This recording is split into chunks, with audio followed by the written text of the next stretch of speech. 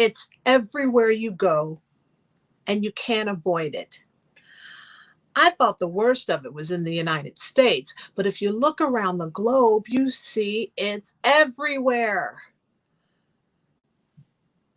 I grew up believing, as have a lot of African Americans, that outside of the United States, especially in Western Europe, racism didn't really exist. I grew up with the stories of James Baldwin or Langston Hughes, Eartha Kitt, Black scholars and artists who traveled to London and Paris to escape racism and bigotry. I heard stories from my dad that during World War II, American GIs in Germany and France felt a freedom and lightness that they never felt while living in the Jim Crow South. I heard of this mythical freedom from bigotry.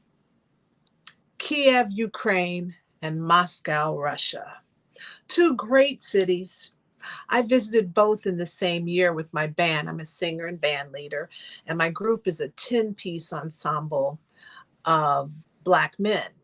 Now, we attract attention just about anywhere we travel as a group, so it isn't unusual for people to notice us.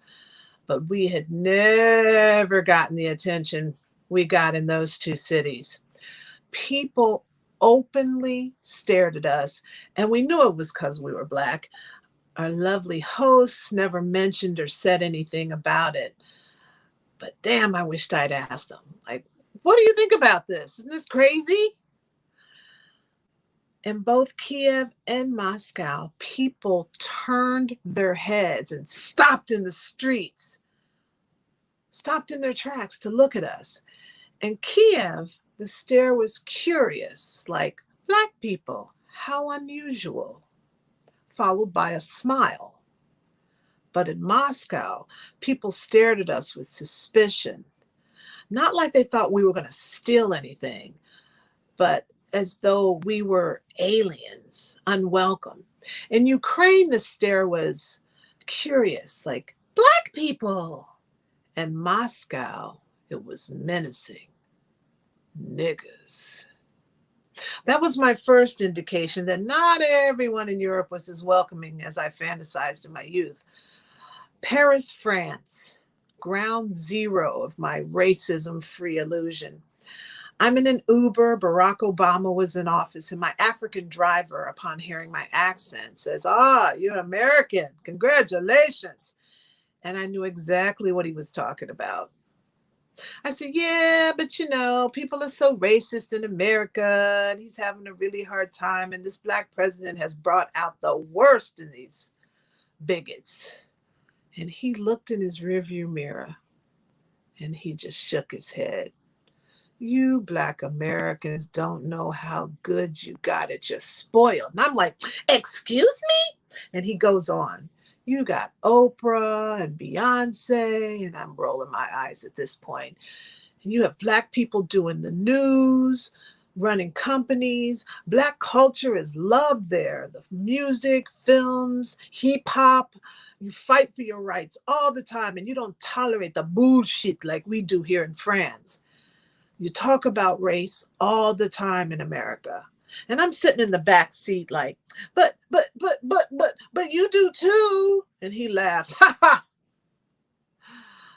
There's not one Black face on the news. We don't have a bunch of Black movie stars or TV stars. There's no representation of Black people in the media. We're beat up by the cops, same as you. Trust me, racism is here in France. Stockholm, Sweden.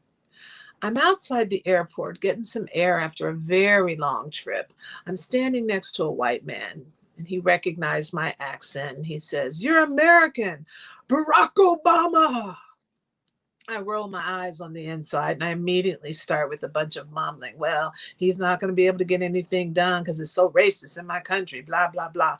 And at the same time, he says, only in America could a Black man be elected president.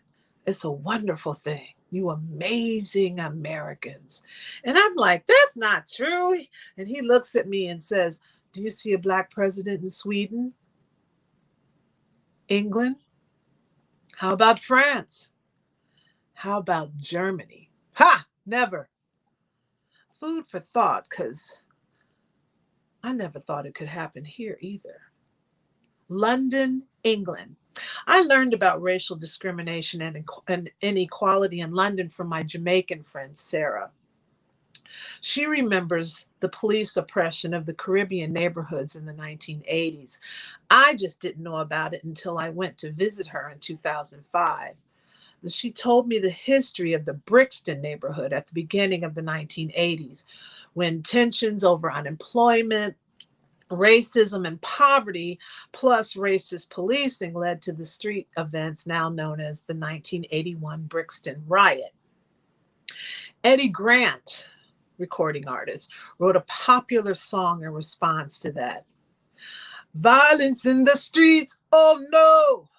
Oh, we're gonna rock down to Electric Avenue, and then we'll take it higher, oh no!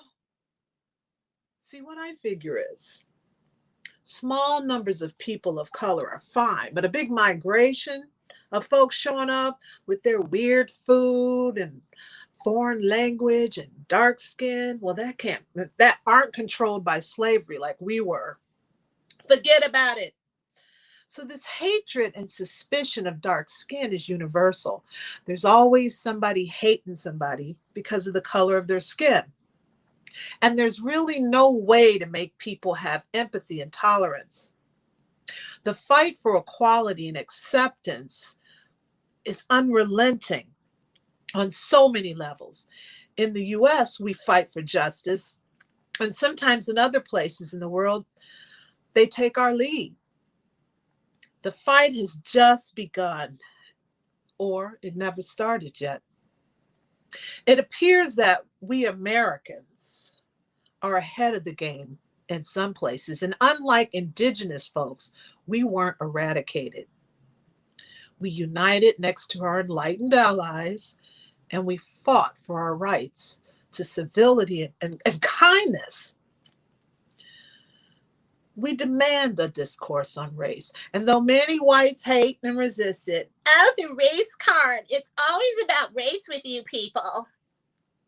Many have had their eyes opened, and as long as any humans among us suffer under oppression, none of us are free.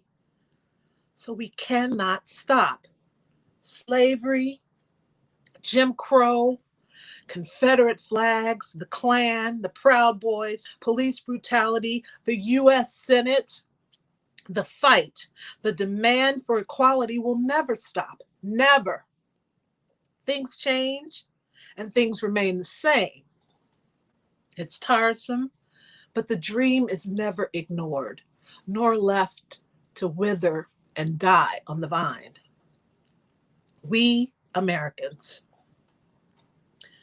The journey goes on, and I'm good with that.